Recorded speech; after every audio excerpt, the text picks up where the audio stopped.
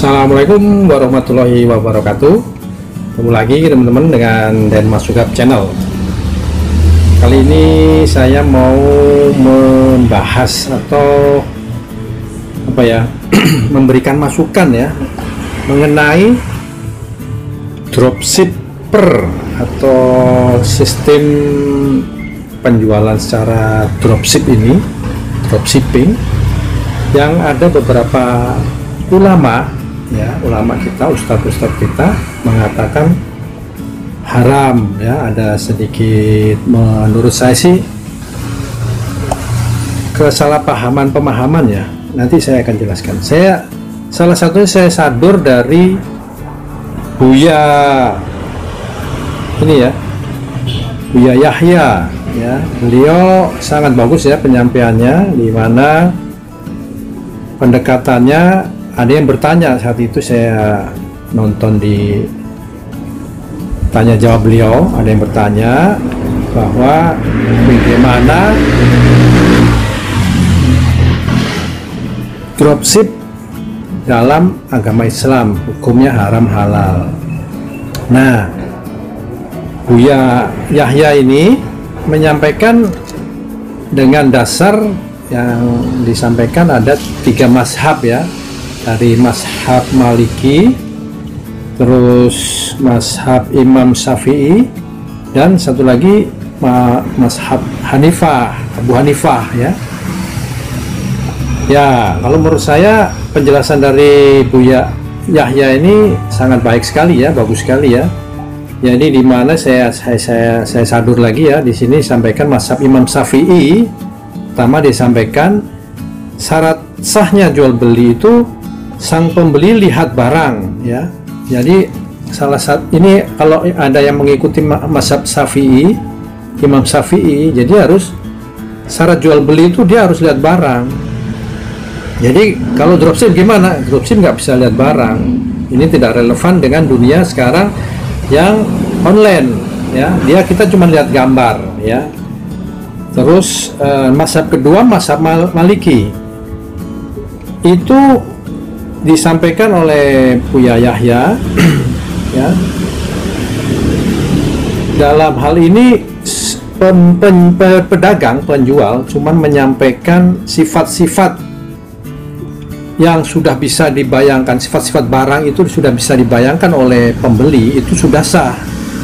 Nah, yang lebih yang lebih ringan lagi, kalau Syafi'i tadi kan keras ya, nggak boleh dah, pokoknya nggak boleh kalau nggak lihat barang. Kenapa nggak boleh? Karena nanti akan tertipu ya, itu ininya ya.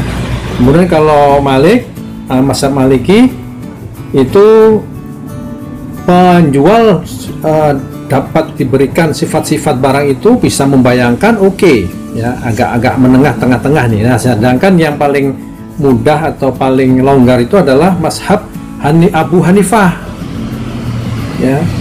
Dia sistemnya keikhlasan ya, pembeli kalau misalnya bilang saya mau beli mobil kamu, nggak lihat dulu, nggak usah, pokoknya saya beli apapun, pokoknya saya beli harga sekian, oke. Nah, seperti itu. Ada juga kan orang yang seperti itu kan, nggak lihat barang, dia sebetulnya mau nolong aja itu yang jual, bisa jadi. Nah, tapi ada tapinya juga. Tapi kalau tidak sesuai, yang dijual mobil roda 4 dikirim baja ya, itu bisa dikembalikan.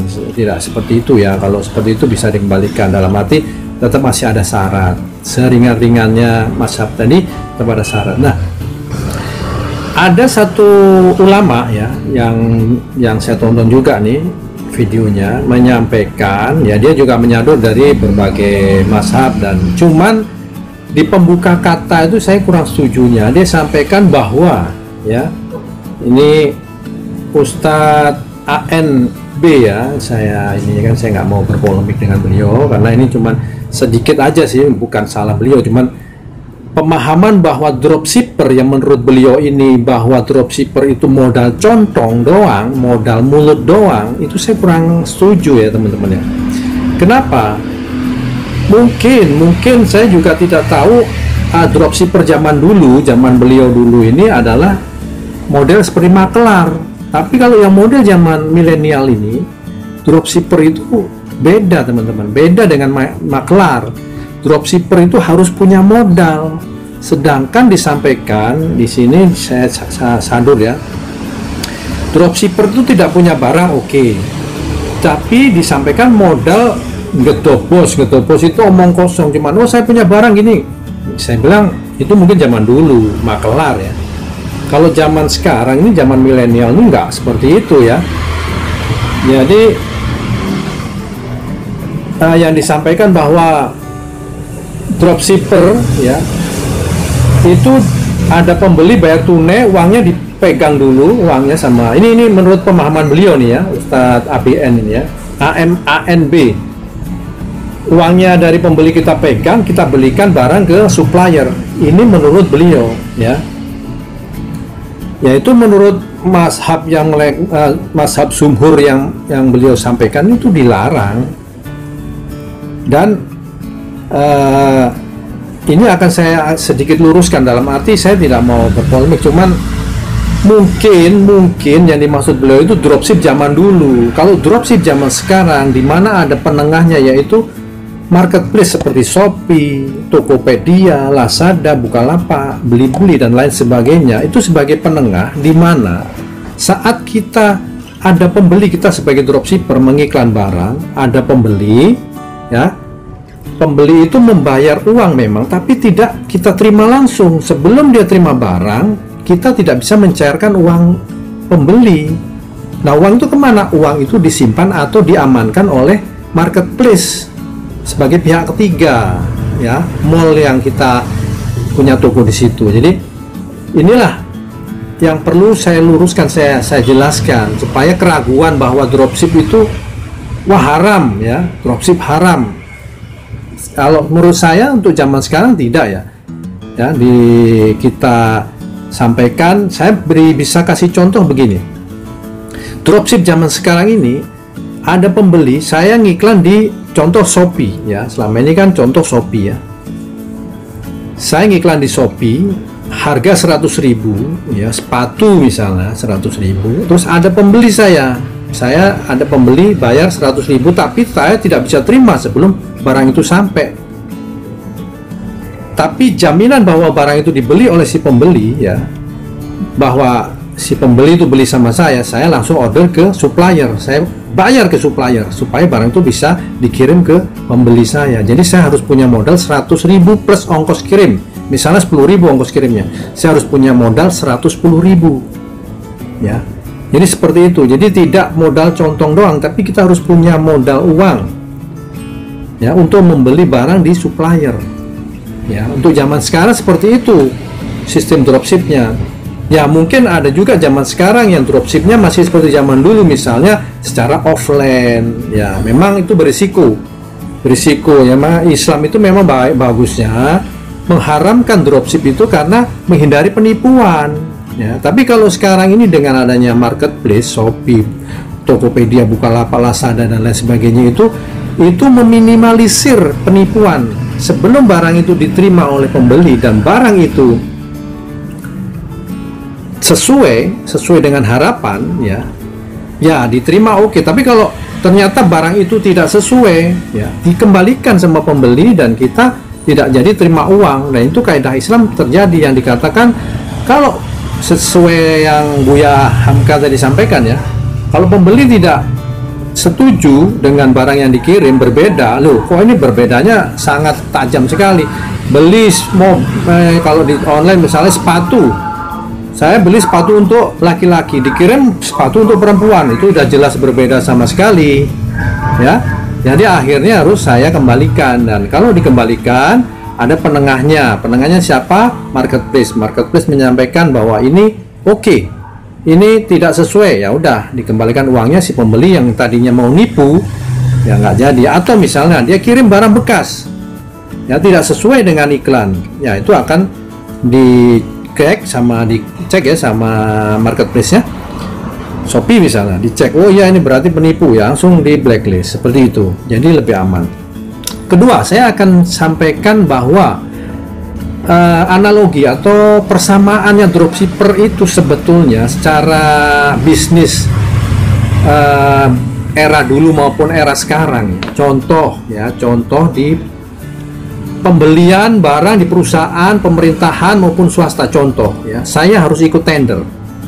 Saya tidak harus punya barang. Tuh PT saya, CV saya, PT dan Masugap, CV dan Masugap, ikut tender di Pemda DKI mengenai pengadaan cat tembok misalnya. Saya tidak punya pabrik cat, saya tidak punya toko cat, saya cuma PT atau CV dan Masugap yang bisa menyediakan atau menjual barang-barang yang diinginkan ya. Saya cuma minta surat atau supporting letter, surat dukungan dari prinsipal atau supplier saya bahwa supplier akan menyediakan barang cat ini untuk tender di pemerintahan DKI atau di swasta misalnya ya, di PT abal-abal atau apapun. Saya dapat surat supporting letter dengan harga sekian, saya akan disupport kalau saya menang tender ya, lelang. Jadi saya ikut lelang, saya tidak pernah punya barang, dan itu terjadi di mana-mana. Kalau dikatakan itu haram, ya selama ini di semua kegiatan baik pemerintahan swasta yang ada di Indonesia ini haram dong, ya nggak? Yang jual barang ke pemerintahan nggak pernah punya barang, ya kan? Dia cuman sekedar CV, dia jual produk yang dia harus ambil dari pabrik. Nah, itulah dropshipper itu saya ibaratkan atau analogikan seperti itu menurut saya secara garis besar. Secara besarnya itu ya CV jual ke secara lelang, dia nggak pernah harus punya barang. Nah, kalau dicek sama Pemda DKI, kamu punya barang di mana? Oh, saya punya barang ini, supporting letter dari pabrik ini. Oke, kita lihat bahwa kamu memang disupport, bahwa barang kamu memang walaupun belum kamu beli tapi kamu disupport oleh perusahaan pabrik ini. Kita lihat yuk ke pabrik, lihat ke pabrik ada barangnya. Oke. Nah, seperti itu prosesnya. Nah, sebetulnya itu hal besar. Hal kecilnya ya tadi dropshipper ya, menurut saya seperti itu teman-teman ya. Ini memang di polemik atau jadi memang ada beberapa mazhab ya yang dia mengatakan bahwa persoalan A haram, persoalan B haram. Contoh rokok, mazhab A bilang haram, mazhab B bilang halal. Jadi dilihat sudut pandang atau persoalannya seperti apa dulu. Kalau saya tadi sudah meluruskan bahwa dropship zaman sekarang yang saya lakukan, saya bersikeras bahwa dropship yang saya lakukan adalah halal. Kenapa? Karena saya mengeluarkan uang. Saya tidak modal contong doang, tidak dobos tanpa barang, tanpa uang ya. Memang barang itu ada di supplier saya, tapi saya harus beli dulu cash. Jadi saya bukan maklar yang tanpa modal ya. Mungkin seperti itu teman-teman ya. Diskusi ini mungkin nanti akan panjang lebar, tapi semangatnya adalah bahwa apa yang kita lakukan selama kebaikan ya, dalam arti kita tidak mau menipu dalam berjualan, kita benar-benar jualan yang jujur ya.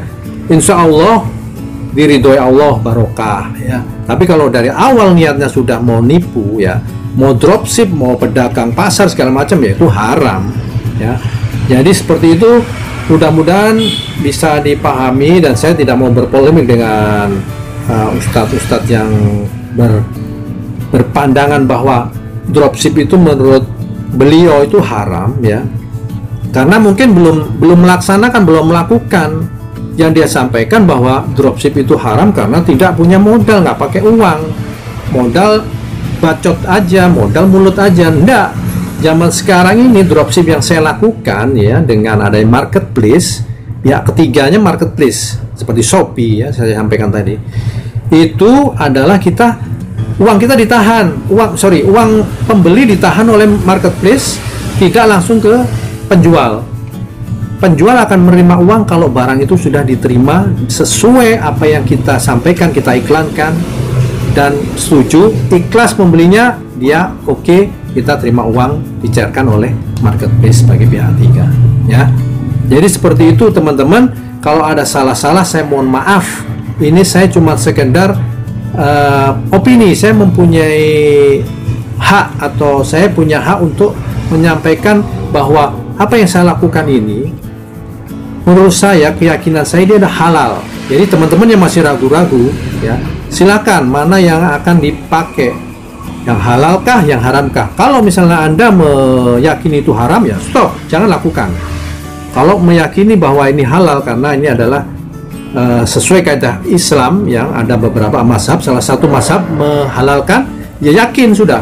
Dan kita melakukan kebaikan, minta ridho Allah, doa, sungguh kita tidak berniat untuk menipu, kita berniat untuk berbuat baik, mencari nafkah untuk keluarga kita. Sekian, semoga bermanfaat, karena sebaik-baiknya manusia yang bermanfaat adalah yang berguna bagi sesamanya. Itulah, mudah-mudahan saya bermanfaat untuk teman-teman sekalian dan juga saya sendiri.